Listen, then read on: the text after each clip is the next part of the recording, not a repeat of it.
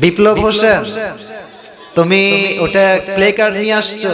মাশাআল্লাহ, আল্লাহ তোমাকে নেক হায়াত দান করুন। আমিন।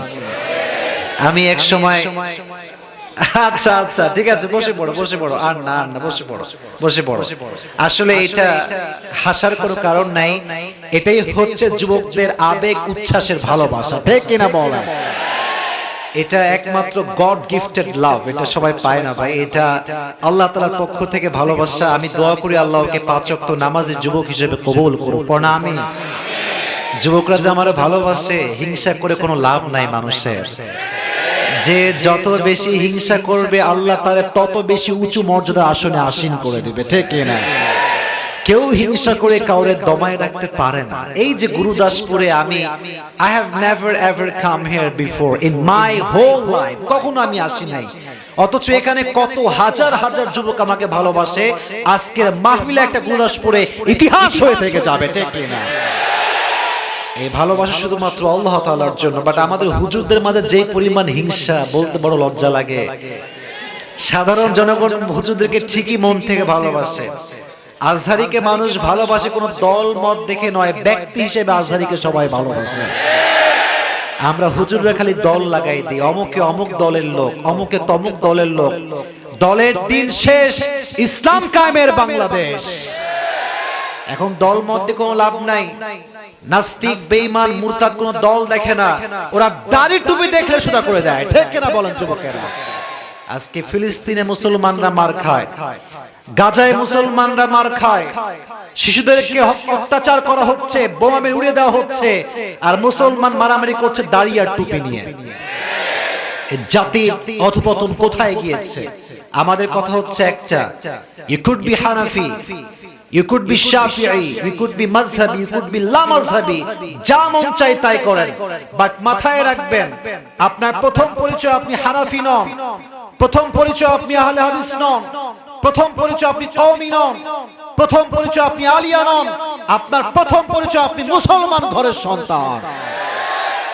This is your first identity, man. আমাদের প্রথম পরিচয় আমরা মুসলমান ঘরের সন্তান। হুয়া সাম্মাকুমুল মুসলিমিন। আমরা দলাদলি করে ফেলেছি আজকে ইসলামটাকে। ইসলামে কোনো দলাদলি নাই, আমাদের কিতাবও একটা, রবও একজন, তিনি কে? আল্লাহ আমাদের সবাইকে ঐক্যবদ্ধ হয়ে কাজ করার তৌফিক দান করুন। সকলে পড়া আমিন। আচ্ছা, আজকে যে নামাজটা আমরা সবাই পড়ে এই মাহফিলে আসছি, নামাজটার নাম কি? এই রাত শেষ হয়ে গেলে ভোর রাতে আরেকটা নামাজ পড়বো, এই নামাজটা সবাই বলেন না, নামটা কি? একটু কথা বলেই নি, যেহেতু আসছি প্রথম দিন, রাখেন কষ্টটা ওখানে, এখানে রাখেন, একটু এর উপরে রাখেন।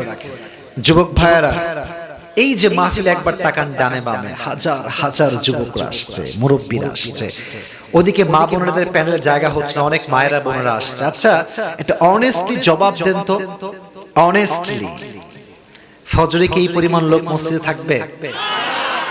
আপনারা বলেন না কেন থাকবে?